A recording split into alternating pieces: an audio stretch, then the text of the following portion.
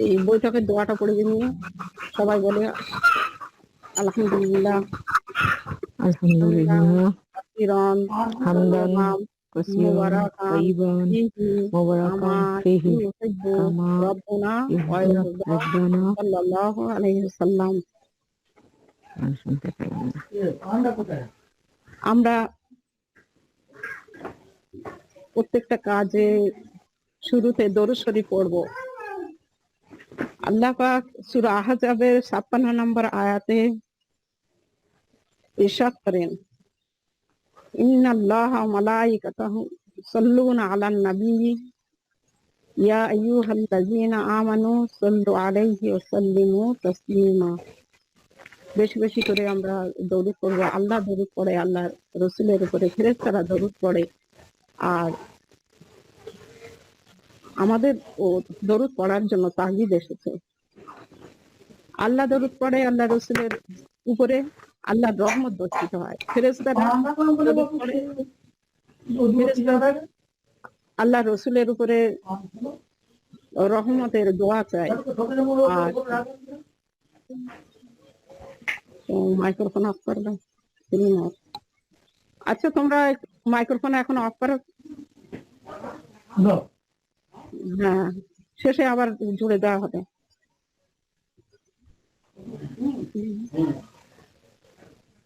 আমরা বেশি বেশি করে দরুদ পড়ব। এটা সূরা আহজাবের ৫৬ নম্বর আয়াতে আমাদের উপরে আল্লাহ পাক পড়ার জন্য তাগিদ দিয়েছেন। দরুদ ইব্রাহিমটা আমরা সবাই বলি, আল্লাহুম্মা সাল্লি আলা মুহাম্মাদিন ওয়া আলা আলি মুহাম্মাদিন কামা সাল্লাইতা আলা ইব্রাহিম ওয়া আলা আলি ইব্রাহিম ইন্নাকা হামিদুম মাজিদ। আল্লাহুম্মা বারিক আলা মুহাম্মাদিন ওয়া আলা আলি মুহাম্মাদিন কামা বারাকতা আলা ইব্রাহিম ওয়া আলা আলি ইব্রাহিম ইন্নাকা হামিদুম মাজিদ। এই দরুদ পড়ার তাগিদ এসেছে। এই দরুদে ইব্রাহিম শ্রেষ্ঠ দরুদ। এই দরুদ আমরা পড়ে নেব। আলহামদুলিল্লাহ। আমরা কেন দাওয়াত দেব? দাওয়াতের কাজে কেন শামিল হব? আল্লাহ পাক আমাদের দাওয়াতের জন্য তাগিদ দিয়েছেন। দাওয়াতের কাজ যেমন নামাজ পড়া আমাদের উপরে ফরজ, দাওয়াত আমাদের উপরে তাগিদ এসেছে। দাওয়াত যদি আজকে আমরা না দিই তাহলে গুমরাহির ভিতরে ঢুকে যাব। নিজেও, নিজের পারিপার্শ্বিক সকলেই, নিজের পরিবার এবং সমস্ত উম্মতি মুহাম্মাদের ভিতরে এই গুমরাহি এসে যাবে। ইহুদি নাসারাদের সমস্ত কালচার স্লো পয়জন রূপে আমাদের ব্রেন ওয়াশ করে দেবে, আমাদের কালচারকে পুরো নষ্ট করে দেবে। তার জন্য আমাদের দাওয়াতের কাজে সবসময় মিল থাকতে হবে। একটা শ্রেণী এটা করবে না, আমরা আপামর জনসাধারণ এটা জন্য আমাদের তাগিদ থাকবে। বলা হয়েছে কুনতুম খায়রা উম্মাতিন উখরিজাত লিন-নাসি তা'মুরুনা বিল মা'রুফি ওয়া তানহাউনা আনিল মুনকারি ওয়া তু'মিনুনা বিল্লাহ। তোমরা অতি উত্তম উম্মত, জনকল্যাণের জন্য তোমাদের বার করা হয়েছে। তোমরা লোকের ভালো কাজের জন্য আদেশ করো এবং অসৎ কাজের নিষেধ করো এবং এক অদ্বিতীয় আল্লাহর প্রতি বিশ্বাস রাখো। তাহলে আমরা উত্তম উম্মত হওয়ার জন্য আমাদের প্রত্যেকের প্রচেষ্টা থাকা চাই। মানুষের ভালোর জন্য আমাদের প্রত্যেকের কর্ম প্রচেষ্টা এবং মানসিক প্রস্তুতি প্রত্যেকের আলাদা আলাদা ভাবে রাখা প্রয়োজন এবং আবশ্যকতা। তোমরা লোকের ভালো কাজের আদেশ করো এবং অসৎ কাজের নিষেধ করো। তাহলে ভালো কাজের আদেশ করা মানে নিজেও ভালো থাকতে পারবো, আর খারাপ কাজ থেকে বিরত থাকার জন্য অন্যদেরকে আমরা উৎসাহিত করব। আর এক অদ্বিতীয় আল্লাহর বিশ্বাস, ঈমান আমাদের ভিতরে থাকবে। এছাড়া আমাদের ভিতরে ইহুদি নাসারাদের সমস্ত সব কৃষ্টি কালচার পরপর এসে যাবে। আল্লাহ পাক রব্বুল আলামিন আমাদের প্রত্যেককে তারাক্কি দান করুন। সবাই যেন আমরা আল্লাহর রাস্তায় সবাইকে দাওয়াতের জন্য, শামিল হওয়ার জন্য দোয়াস চালাই। হাদিস শরীফে রাসূলুল্লাহ সাল্লাল্লাহু আলাইহি সাল্লাম বলেন, আল্লাহ বলেন, ওই সময় আসার পূর্বে তোমরা লোকদের ভালো কাজের দিকে ডাকো এবং খারাপ কাজ থেকে বিরত রাখো। যখন তোমরা দোয়া চাইবে, দোয়া প্রত্যাখ্যান করা হবে। তোমরা কিছু চাইবে, তোমাদের তা পূরণ করা হবে না।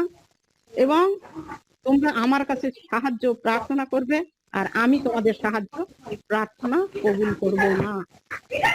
তাহলে সেই কিয়ামত, সেই শেষ সময় আসার আগে আমাদের প্রিপারেশন থাকে। আমাদের ওই মাইক্রোফোন সব অফ করে দাও। অনলাইনের বোন বেটিরা সাউন্ড আসছে, তাহলে আমাদের এই যে আমরা অনলাইন অফলাইন জমায়েত হয়েছি, এর ভালো দিকটা আমরা হাতে হাতে পাচ্ছি। কারণ এখানে আমাদের ইলিমের মাজা করা হচ্ছে, হাদিস শরীফের মাজা করা হচ্ছে, এটা জান্নাতের বাগান তৈরি করা হয়েছে। রাসূলুল্লাহ সাল্লাল্লাহু আলাইহি সাল্লাম বলেন, তোমরা কি জান্নাতের বাগানে বেড়াতে চাও? সাহাবারা বললেন, ইয়া রাসূলুল্লাহ, জি। বললেন, বেশি বেশি করে তোমরা জিকিরের মজমায় হাজির হবে। আল্লাহ পাক আমাদের সেই তৌফিক দান করেছে, আমরা এই কাজ যেন জিন্দেগি ভোর করতে পারি। আবু হুরায়রা রাদিয়াল্লাহু তাআলা আনহু বলেন, হুজুর সাল্লাল্লাহু আলাইহি সাল্লাম বলেন, তার আপন চাচা আবু তালেবের মৃত্যুর সময় ইরশাদ করেন, লা ইলাহা ইল্লাল্লাহ, চাচা আপনি লা ইলাহা ইল্লাল্লাহ বলুন, কিয়ামতের দিন আমি আপনার জন্য সাক্ষী হব। আবু তালেব জবাবে বলেন, যদি কুরাইশদের খোঁটা দেওয়ার আশঙ্কা না থাকতো তবে কলেমা পড়ে তোমার চক্ষু স্বীকার করতাম। এই আবু তালেবের কথা আমরা অধিকাংশ জানি আল্লাহ রসুলকে কেমন ভাবে, শোনা যাচ্ছে? আল্লাহ রসুলকে কেমন ভাবে ছায়া দিয়ে রেখেছিলেন, আশ্রয় দিয়েছিলেন, তবুও আবু তালেব কলেমা আনেনি। আবু তালেবের ভিতরে কি ছিল? শিরক ছিল। আবু তালেবের ভিতরে কি ছিল? অহংকার ছিল। আল্লাহ পাক আমাদের এই শিরক অহংকার থেকে মুক্তি দেন। মুসলিম শরীফের হাদিসে এসেছে, আপনি যাকে চাইবেন হেদায়েত দিতে পারবেন না, বরং আল্লাহ তাআলা যাকে চাইবেন হেদায়েত দান করবেন। আমাদের চেষ্টা চালিয়ে যেতে হবে। দেনেওয়ালা মালিক আল্লাহ পাক।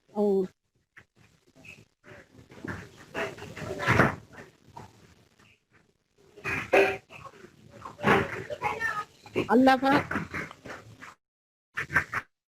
আমাদের ঈমান সম্বন্ধে সূরা বাকারার ৭৭ নম্বর আয়াতে বললেন, লাইসাল বিররা আন ওয়াল্লু উজুহাকুম কিবালাল মাশরিকি ওয়াল মাগরিবি ওয়ালাকিন্নাল বিররা, তোমরা তোমাদের মুখমণ্ডল পূর্ব বা পশ্চিম দিকে প্রত্যাবর্তিত করো, তাতে পুণ্য নেই।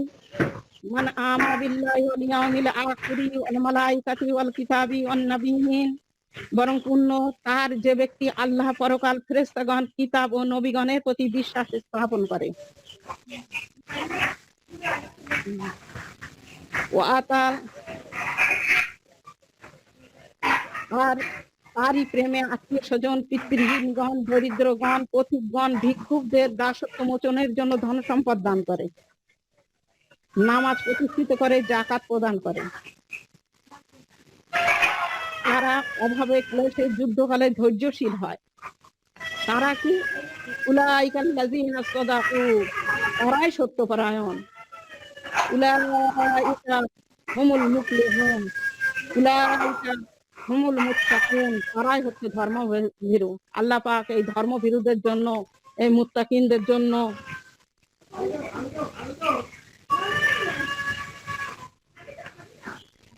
প্রতিশ্রুতিগুলো দিয়েছেন, জান্নাতের জন্য প্রতিশ্রুতি দিয়েছেন।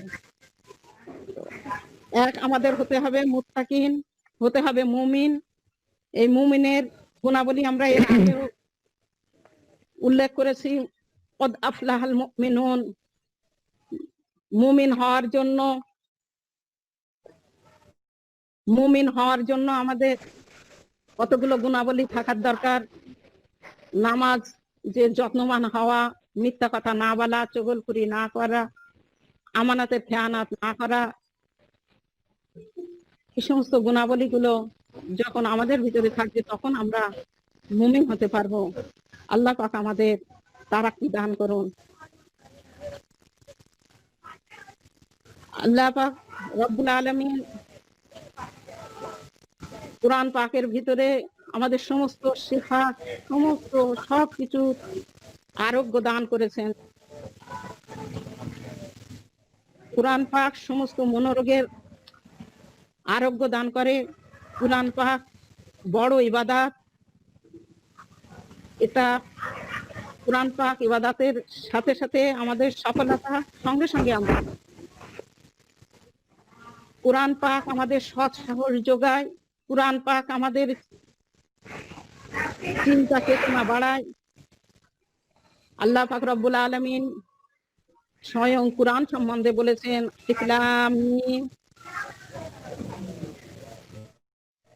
আলিফ লাম মিম যালিকাল কিতাবু লা রাইবা ফীহি হুদাল লিল মুত্তাকিন। এটা ওই গ্রন্থ যার মধ্যে কোনো সন্দেহ নেই। ধর্মভীরুদের জন্য এই গ্রন্থ হিদায়াত ও মুক্তি পথের দিশারি। রাসূলুল্লাহ সাল্লাল্লাহু আলাইহি সাল্লামের কাছে এই কুরআন পাক পেশ করা হয়। যে রাসূলুল্লাহ সাল্লাল্লাহু আলাইহি সাল্লাম ছিলেন অলুস মুক্ত, যার জীবনে কোনো রকম দোষ ত্রুটি কোনো কিছুই ছিল না। যে রাসূলুল্লাহ সাল্লাল্লাহু আলাইহি সাল্লামের উম্মত আমরা, সেই উম্মত হয়ে আজ কোরআন না পড়ে কি করে আমরা থাকবো? যে কোরআনের একটি করে এক আলিফে একটা নেকিকে 10টা করে দেওয়া হয়। আলিফ লাম মিম, আলিফ একটা, লাম একটা, মিম তার দুটো। আলিফ লাম মিম যালিকাল কিতাবু লা রাইবা, জাল একটা নেকি, একটাকে 10টা বানিয়ে দেওয়া হবে নেকি। এই কোরআন অন্যায়, অসভ্যতা, অপরাধমূলক কাজকর্মের প্রতিবাদ জানায়। যে কোরআন পড়লে আমাদের শিক্ষা, ন্যায় নীতি, সভ্যতা, সংস্কৃতির সোনালী নিশান আমাদের কাছে পথ পথ করে উঠতে থাকে। যে কোরআন তেলাওয়াত করলে, যে কোরআন অবতারণ কালে সার্বিকভাবে সুরক্ষিত, আজও পর্যন্ত তার কোনো রকম পরিবর্তন নেই, আর কোনোদিন হবেও না। যার তেলাওয়াত 24 ঘন্টা সারা বিশ্বব্যাপী চলছে, যার বিধিবিধান 24 ঘন্টা বিশ্বব্যাপী পালিত হচ্ছে, যার সংরক্ষণের দায়িত্ব আল্লাহ পাক স্বয়ং নিয়েছেন। যে কোরআন সাম্যবাদের প্রতিষ্ঠা করেছে, যে কোরআন গণতন্ত্রের প্রতিষ্ঠা করেছে, যে কোরআন পুঁজিবাদের ধ্বংস করেছে, যে কোরআন দাসপ্রথা উচ্ছেদ করেছে, যে কোরআন মেয়েদের, নারীদের মর্যাদা দান করেছে, যে কোরআন জ্ঞান, বিজ্ঞান, গবেষণার আবিষ্কারের তথ্য দান করেছে। লক্ষ লক্ষ কোরআনের হাফেজা আজ কণ্ঠস্থ করছে। কোরআন যে দিলের ভিতরে এসেছে, সে দিলের তাজাল্লি এসেছে। কোরআন যে দিলের ভিতরে এসেছে, সে দিল পরিষ্কার হয়ে গেছে। আল্লাহ পাক রব্বুল আলামিন কোরআন সংরক্ষণের জন্য আমাদেরকে তারাক্কি দান করুন। আল্লাহ পাক রব্বুল আলামিন আমাদের কাছে হিজাব সম্বন্ধে বলেছেন যে এই হিজাব নরনারীর দেহ মনে সম্পূর্ণ জড়িত বিধিবিধান। এ 24 ঘন্টা পালনীয়। যেমন নামাজ নাকি আমরা 5 ওয়াক্ত নামাজ আদায় করলে আল্লাহর হুকুম পালন করা হয়ে যায়, কিন্তু হিজাব এমন একটা ফরজ জিনিস, সেগুলো পুরুষের জন্য আছে, নারীর জন্য আছে, শুধু নারীর জন্য নয়। পুরুষের সতর, নারীরও সতর আছে। এটাকে এই হিজাব উর্দুতে বলা হয় পর্দা, আরবিতে বলা হয় আওরা, আর ফার্সিতে বলা হয় সতর। মেয়েদের সর্বাঙ্গই হচ্ছে আওরা, মুখমণ্ডল, হাত, এইগুলো প্রয়োজনে বার করতে পারবে। কিন্তু আজকের জামানায় ইহুদি নাসারাদের কবলে পড়ে নেট বলুন আর পত্র পত্রিকা বলুন সবার হাতের মুঠোর ভিতরে এসে গেছে এবং সবাই খারাপের ভিতরে ঢুকে পড়ছে। আমাদের সচেতন থাকতে হবে, সজাগ থাকতে হবে। এই পর্দা সম্বন্ধে কোরআন পাকে 5 বার এই কথা এসেছে। এই এর অর্থ হচ্ছে প্রতিহিত করা, ফিরিয়ে রাখা, আড়াল করা। চিন্তা শক্তি। আমাদের বলা হয়েছে যে তোমার অন্তরের ভিতরে কি আছে সেটাও আমি জানি, আল্লাহ পাক বলছেন। একবার দেখো, দ্বিতীয়বার দৃষ্টিকে ফিরিয়ে নাও। কণ্ঠ, এমন কণ্ঠ তৈরি করো না যে কোন পুরুষ তোমার কণ্ঠ শুনে আবেগপ্রবণ হয়ে তোমার প্রতি আকৃষ্ট হয়। সৌন্দর্য, এমন সৌন্দর্য প্রকাশ করো না যে অন্য পুরুষের কাছে তুমি আকর্ষণীয় হয়ে ওঠো, তাহলে তারও ক্ষতি করলে, নিজেও ক্ষতিগ্রস্ত হলে। তোমার দেহভঙ্গি, তোমার অবয়ব এমন ভাবে প্রকাশ করো না যে কোন পুরুষের কাছে আকর্ষণীয় হয়ে যায়। একাকিত্ব, প্রাইভেসি, নিজস্বতা, এটা সম্পূর্ণ নিজের আত্মনিয়ন্ত্রণ বোধ জাগ্রত করা। আত্মনিয়ন্ত্রণ বোধ জাগ্রত করার জন্য সচেষ্ট হও। আলহামদুলিল্লাহ, আল্লাহ পাক আমাদের সকলকে এই হিজাব পালন করার তৌফিক দান করুন। আল্লাহ পাক জানিয়েছেন নূরের 19 নম্বর আয়াতে, ইন্নাল্লাযীনা ইউহিব্বুনা আন তাশরিআল ফাওয়াহিশা ফিল্লাযীনা আমানু লাহুম আযাবুন আলীমুন ফিদ দুনিয়া ওয়াল আখিরাতি আল্লাহু ইয়ালামু ওয়া আনতুম লা তা'লামুন। যারা মুমিনদের মধ্যে অশ্লীলতার প্রসার কামনা করে তাদের জন্য আছে দুনিয়া ও আখিরাতে মর্মন্তুদ শাস্তি। আল্লাহ জানেন, তোমরা জানো না। আল্লাহ জানেন, তোমরা জানো না। তোমরা যে তোমাদের দৃষ্টি শক্তিকে, তোমাদের অশ্লীল আচরণকে আল্লাহ পাকই জানে। গোপনে তুমি গুনাহ করছো, গোপনে ব্যভিচার করছো, সেটা তো আল্লাহ পাকই ভালো জানে। এবং তার জন্য আছে মর্মন্তুদ শাস্তি, যে যে জাহান্নামে জাক্কুম ফল তাদের খাবার হবে, জাহান্নামীদের খাবার হবে, পোশাক হবে আগুনের তৈরি পোশাক। মানুষ চিৎকার করবে, দেখার কেউ থাকবে না। সেদিন আল্লাহ পাকের কাছে ওরা বলবে, জাহান্নামীরা, আমাকে আর একবার চান্স দেওয়া হোক। কিন্তু সেদিন আল্লাহ পাক শুনবে না। এই তো কোরআন আমাদের কাছে পৌঁছিয়ে দিয়েছে। এই কোরআনে আদেশ এবং নিষেধ সব কিছু আল্লাহ পাক জানিয়ে দিয়েছেন। ইয়ালামু খায়িনাতাল আয়ুনি ওয়া মা তুখফি সুদূর। খিয়ানতকারী গুলোকে জানেন, আর জানেন বুকের মধ্যে রাখা, অন্তরের মধ্যে রাখা গোপন কথাটিও। তুমি কাকে লুকাচ্ছ তোমার অন্তরের ভিতরে? ওই জন্য এর আগেই বলেছি, প্রাইভেসি, যে একাকিত্বের ভিতরে, যে অন্তরের ভিতরে যে জিনা ব্যভিচার গুলো আসছে, সেগুলোও আল্লাহ পাক জানে। তার থেকে বিরত হওয়ার জন্য আমাকে সব সময় সচেতন থাকতে হবে। ছোট্ট ছোট্ট গুনাহগুলো যখন আসছে, সব ছবির ভিতরে গোনা জড়িয়ে রয়েছে, সেই ছবি থেকে আমাকে, ন্যাকের ছবি থেকে আমাকে বিরত থাকতে হবে। ওটাও গোনা, কিন্তু একদমই এটা ভুললে হবে না। তো আল্লাহ পাক আমাদের সবাইকে হেফাজত করুন। আল্লাহ পাক আরো জানেন যে, হে বনি আদম, আমি তোমাদেরকে লজ্জাস্থান আবৃত করার ও বেশভূষার জন্য তোমাদের পোশাক পরিচ্ছেদের উপকরণ অবতীর্ণ করেছি। বেশভূষার তুলনায় আল্লাহ ভীতি পরিচ্ছদই সর্বোত্তম পরিচ্ছদ।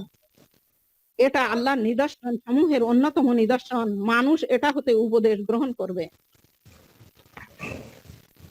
তো বনি আদম, আমি তোমাদেরকে লজ্জাস্থান আবৃত করার ও বেশভূষার জন্য তোমাদের পোশাক পরিচ্ছদ উপকরণ অবতীর্ণ করেছি। এই বেশভূষা এছাড়াও আর কি দিয়েছেন আল্লাহ পাক? অলিবাস, লিবাস, এটা আল্লাহ ভীতির পরিচয়। লিবাসুত তাকওয়া যালিকা খায়রুন, তাকওয়ার পোশাক, তাকওয়ার পোশাক যেটা আল্লাহ ভীতি, যেটা কেউই জানে না, একমাত্র আল্লাহ পাক স্বয়ং জানেন। এইরকম লজ্জা, এইরকম আবরণ তোমাদের অন্তরের ভিতরে তৈরি করতে হবে। এটাই আল্লাহ পাক জানিয়েছে, যালিকা মিন আয়াতিল্লাহি লাআল্লাহুম ইয়াযাক্কারুন। এটা আল্লাহর নিদর্শন সমূহের অন্যতম নিদর্শন, মানুষ এটা হতে উপদেশ গ্রহণ করবে।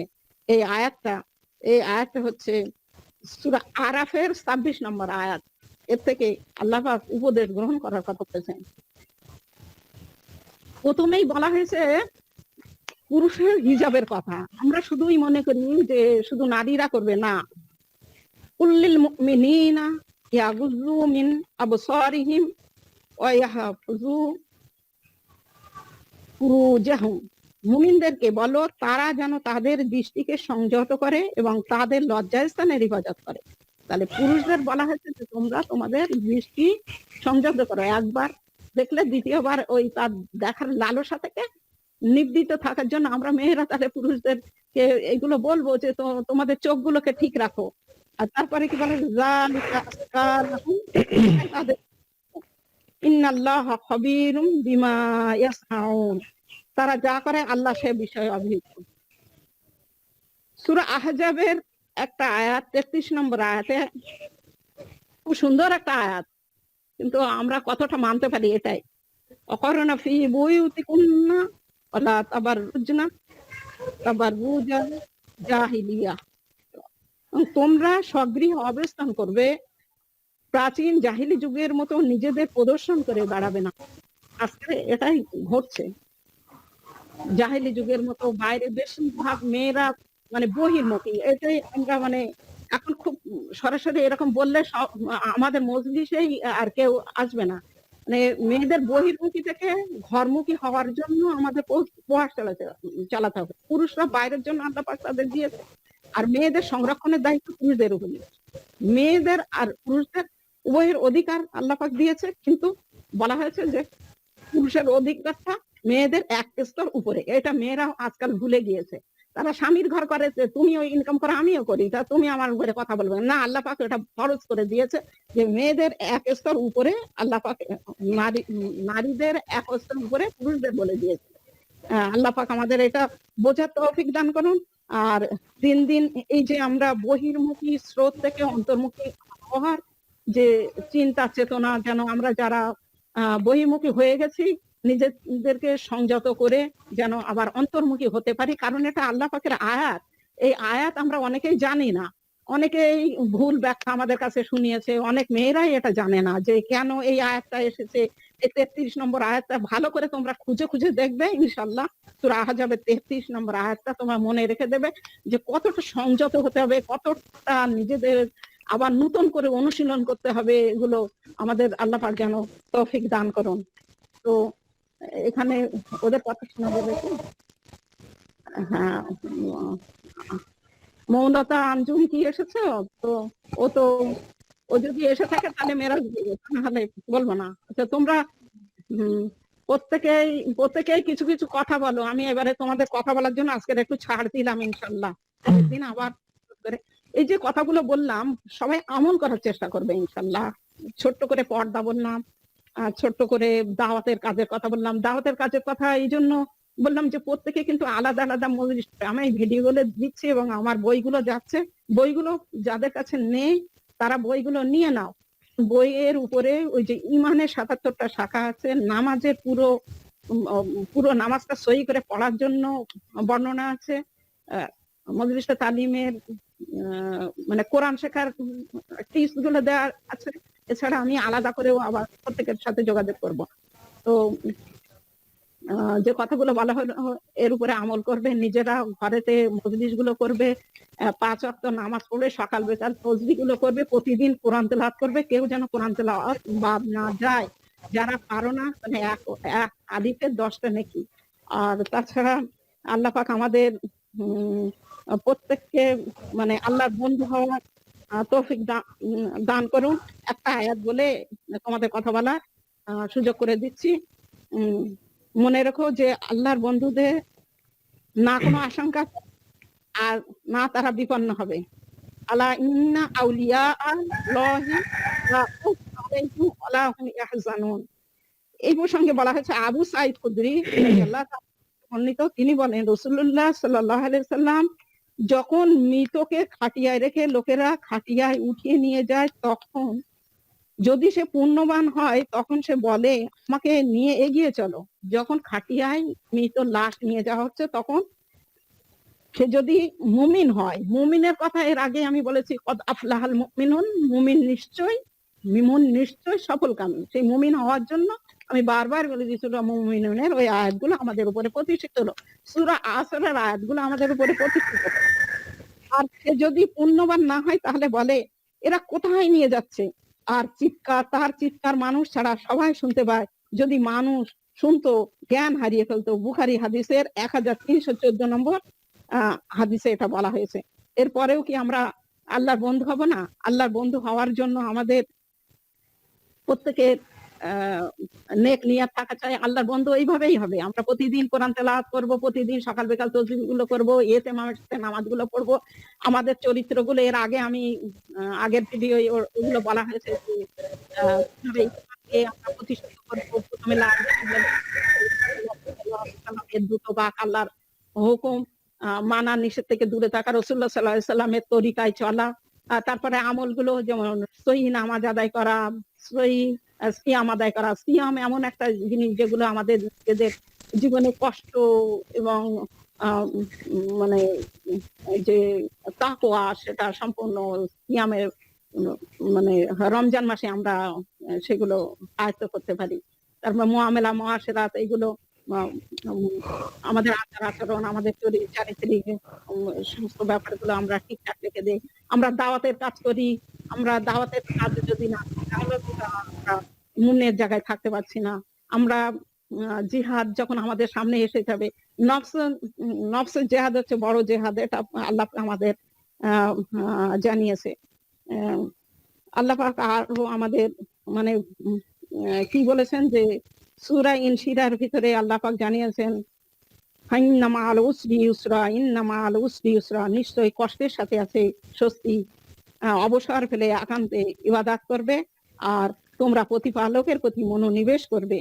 কষ্টের পরে আছে স্বস্তি, আর কষ্টের পরে আছে নিশ্চয়ই কষ্টের পরে আছে স্বস্তি। যা কিছু আমাদের সামনে আছে তা কিছু পরেই আমাদের কাছে স্বস্তি ফিরে আছে। এটা আল্লাহ পাক আমাদের সূরা ইনশিরার ভিতরে জানিয়েছে। আল্লাহর রহমত থেকে আমরা কখনো মানে বঞ্চিত হব না। আর এই বঞ্চিত হব না এই কারণে যে আমরা আল্লাহর হুকুমগুলো সবসময় মানবো, রসুলের তরিকা সবসময় মানবো। আর তাহলে আমাদের মানে অন্তরটা এইরকম সবসময় আল্লাহর দিকে রুজু হয়ে থাকবে। কারণ আল্লাহর দিকে রুজু যদি না হয়ে থাকে তাহলে আমরা নফসের যে 3টে ভাগ আছে, একটা হচ্ছে খারাপ নফস, নফসে আমরা, আর মাঝামাঝি যে একবার ভালোর দিকে যায় একটা মন্দের দিকে যায়, নফসে লাওয়ামা। আর একটা নফস হচ্ছে, এই নফস সম্বন্ধে আমি একটু বললাম, মুতমাইন্না। মুতমাইন্না আমরা সূরা ফাজরের 27 থেকে 30 আয়াতের সূরা ফাজ 30 পারার এই সূরাটি, সূরা ফাজের 27 থেকে 30 নম্বর আয়াতের ভিতরে আল্লাহ পাক জানিয়েছে যে ইয়া আইয়ুহান নাফসুল মুতমাইন্না ইরজিই ইলা রাব্বিকি রাদিয়াতাম মারদিয়া আদখুলি ফি ইবাদি আদখুলি জান্নাতি। হে প্রশান্ত চিত্ত, তুমি তোমার রবের নিকট ফিরে এসো, সন্তুষ্ট ও সন্তোষ ভাজন হয়ে আমার বান্দাদের অন্তর্ভুক্ত হও, নেককার বান্দাদের অন্তর্ভুক্ত হও, আমার জান্নাতে প্রবেশ করো। এই মুতমাইন্নার প্রস্তুতি আমাদের সব সময় থাকবে। মানুষের অন্তর তখন মুতমাইন্না হয়ে যাবে যখন মানুষের শরীরের একটা গোস্তের টুকরা আছে, তা বিশুদ্ধ থাকলে গোটা শরীর সুস্থ থাকে, আর তা বিনষ্ট হলে গোটা শরীরই ব্যাধিগ্রস্ত হয়। জেনে রাখো ওই গোস্তের টুকরাটি হলো মানুষের পথ বা আত্মা। সেই আত্মাকে মানে প্রশান্তির জন্য আমাদের সবসময় প্রয়াস থাকতে হবে, অন্তরকে ভালো রাখতে হবে, আচার আচরণ ঠিক রেখে দিতে হবে, পাক না পাক ঠিক রেখে দিতে হবে। আম, আমাদের যে আহ, আর কি আল্লাহ পাকের কাছে প্রতিশ্রুতি এবং মানুষের কাছে যে প্রতিশ্রুতি সেগুলো পালন করতে হবে। এই সব মিলিয়ে হচ্ছে আহ মজবুতি ইমান। কদ আফলাহাল মুমিনুন। আবার বলি, আমরা মুমিন নিশ্চয়ই সফলকামী। এবারে আমি তোমাদের সবাইকে বলছি ছোট ছোট করে, সবাই এই মসজিদ সম্বন্ধে একটু কথা বলো। উম, সিরিয়া সিরিয়া আছো, সঞ্চারী আছো, সাবিনা আছো, রুজিনা আছো, আহ ওখানে মাসকুরা আছে, নূর মোহাম্মদ থেকে সফিয়ার মন্ডল, ওই কি বললো ওর নাম, সাবিনা, আজমিরা খাতুন আছো, আল্লাহ রহমান। প্রত্যেকে বলছি নাম, তোমাদের নাম বলে। সাবিনা, সাবানা। সাবানা, হুম। হ্যাঁ বলো বলো, তোমরা তোমরা কোথা থেকে হ্যাঁ, এসেছো, এই মসজিদ সম্বন্ধে দুই এক কথা বলো। আমি নদিয়া থেকে বলছি। আমি আমি দাওয়াতের কাজ কিছু কিছু করার চেষ্টা করি, কিন্তু মানুষ তো মানতে চায় না। এখনকার যা যুগের মানে ঠিক আছে, মানুষের যা ধ্যান ধারণা না। আমাদের মসজিদটা হ্যাঁ, কেমন লাগছে তোমার?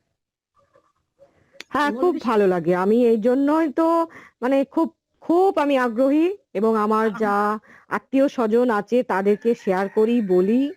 আমার খুব ভালো লাগে আপনার সঙ্গে যোগাযোগ হয়ে। আমার মনে হয় যে খুব খুবই ভাগ্য আলহামদুলিল্লাহ। ভালো বলে আপনার সঙ্গে যোগাযোগ হয়েছে। সিরিয়া সিরিয়া সিরিয়া বলো এবার, ছোট্ট করে বলে দাও। আসসালামু আলাইকুম ওয়া রাহমাতুল্লাহি ওয়া বারাকাতুহু। আমি বাদুড়িয়া থেকে বলছি। আপু, আপনার সাথে তো পরিচয় হয়েছে এক আকস্মিক ভাবে। তো আপনাকে পেয়ে আমি নিজেকে সত্যি ধন্য মনে করছি, যে আমি কি পেয়েছি আমি নিজেই জানি না, যে আপনি আপনাকে পেয়ে আলহামদুলিল্লাহ। আপনি দোয়া করবেন, সবাই দোয়া করবেন যারা আছেন স্টেজে। খায়রুন্নেসা, খায়রুন্নেসা, তুমি একটু কিছু বলো আমাদের মসজিদ সম্বন্ধে, ছোট্ট করে বলো, আমি সবাইকে একটু একটু কথা বলার। রুজিনা বেগম, রুজিনা বলো। হ্যাঁ, আসসালামু আলাইকুম ওয়ালাইকুম সবাই। আসসালাম। হ্যাঁ, হ্যাঁ, মসজিদ সম্বন্ধে একটু মজলিসটা তো চলছে ভালোই। মানে কেউ শুনুক না শুনুক, আমাদের আপ্রাণ চেষ্টা চালাতে হবে। এখন ব্যাপার হলো, আমি এগুলো এতটা অভিজ্ঞ বিশেষ করে মজলিসে এই আমরা চলতে ফিরতে সাধারণ যে কথাবার্তা, মানুষ পার্থিব জীবনে এতটাই যুক্ত হয়ে গেছে। আমি রিলেটিভের মধ্যে কতগুলো কয়েকদিন আগে মানে এত জর্জরিত পারিবারিক সমস্যায় আমি বলছি আল্লাহকে স্মরণ করো, বলছে মনে আসছে না। এই ধরনের কথাগুলো তো আমরা যখন নামাজ পড়ি, আমাদের এরকম নামাজের কথা যখন নামাজ পড়তে হয় নম নম করে, নামাজ আমাদের প্রাথমিক প্রশ্ন হচ্ছে আমরা নামাজ কেন পড়ি? কিয়ামত সম্বন্ধে কোনো ধারণা নেই। যে কিয়ামত আমরা দুনিয়াতে যা করছি, কিয়ামতে এগুলো কিন্তু হিসাব হবে। আমি কিন্তু আমার চলার পথে যেটুকু টুকু দেখি আমি বলি, আমি নন মুসলিমদের সঙ্গেও চলি, ওরা কিন্তু খোঁটা মারে, কিন্তু আমি পাত্তা দিই না। আমাদের এই চালিয়ে যেতে এইসব হবে ব্যাপারগুলো ইনশাআল্লাহ। আছে। তো আমি মানে ওরকম একদম একদম। তর্কে যাই না যতটা পারি। কারণ ওরা করবে, ওরা তো জানে না। নন মুসলিমের কথা ছেড়েই দিলাম, আমাদের মুসলিমরাই জানে না। এইখানে ওরা দুর্বলতা পেয়েছে। তা আমি নন মুসলিমদের মাথা ঘামাই না। ব্যাপারটা হলো আমাদের মুসলিমদের জানতে হবে, আগে ব্যাপারটা কোরআন পড়তে হবে, জ্ঞান অর্জন করতে হবে, তবে আমরা দুই একটা এগুলো সমাধান করতে পারবো। আমরা জানার নামাজ চেষ্টা করতে হবে। হ্যাঁ, কিন্তু আমরা প্রাথমিকভাবে মানে নিজের পরিবার, ফ্যামিলি, আত্মীয় স্বজন এগুলোকে আমরা আগে চেষ্টা করব। আমি এগুলো ভাবছি, মোটামুটি আমার এই নিয়েই লেখা শুরু। আমি এক শ্রেণীর লোকের জন্য কলম শুরু করেছি। মানে আমি মোটামুটি লিখি আর কি, অনেক প্রচন্ড পরিশ্রম করতে হয়। যাই হোক, আরো অনেকে আছে, তারা বলুক। এগুলো বললে তো শেষ হবে না। জি, হ্যাঁ হ্যাঁ, কাজ চালিয়ে যাও, আল্লাহ তোমার তারাকে দান করুন। আজমিরা খাতুন, আচ্ছা এবারে আমি একটুখানি দোয়া করে না। اللهم آمين. ربنا ظلمنا أنفسنا إن لم تغفر لنا وترحمنا لنكونن من الخاسرين. ربنا آتنا في الدنيا حسنة وفي الآخرة حسنة وقنا عذاب النار وأدخلنا جنات مع الأبرار يا عزيز يا غفار يا رب العالمين. الله رب العالمين. هذا الدين رسول صلى الله عليه وسلم من سبيل خير جاهل وسنة تكون فريق كما فريق. اللهم رجل سورة القرآن تلاوة করেছি, কোরআন খতম করেছি। আল্লাহ কয়েক কোরআন খতম শেষ হয়েছে। আল্লাহ তুমি আমাদের কোরআন খতমের জন্য যা কিছু توفى بروح من الله سماه جهل وسكر سبيل صحابة جنب جهل سبيل سبيل दुनिया जो तो वाली पीर को तो बहुत चले गए कहाँ पे बहरे हो गए तो दिन अल्लाह কিছু বলা নেই আল্লাহ আমরা যারা হাত উঠিয়েছি আল্লাহ যারা আমরা পড়েছি আমাদের আত্মীয় পরিজন আল্লাহ মা বাবা আত্মীয় পরিজন আল্লাহ দুনিয়া থেকে চিরদিনের মতো চলে গেছে তাদের কবরকে জান্নাতের আল্লাহ আমাদের দোয়া কবুল করে وقنا عذاب الموت وقنا عذاب القبر وقنا عذاب الميزان وقنا عذاب جهنم وقنا عذاب فتنة المحيا والممات يا الله তোমাদের দোয়া কবুল করে আমাদের মজলিসকে আল্লাহ এই মজলিসকে আল্লাহ তুমি বরকত দান করো আরো ভালো হওয়ার তৌফিক দান করো আল্লাহ যারা আমরা হাজির হয়েছে আল্লাহ দাওয়াত কাজে শামিল করে তুমি কবুল করে নাও আল্লাহ আমাদের আগামী দিন মজলিস আবার করা তৌফিক রব্বুল ইজ্জাতি আম্মা ইয়াসিফুন সালামুন আলা মুরসালিন আসসালামু আলাইকুম ওয়া রাহমাতুল্লাহি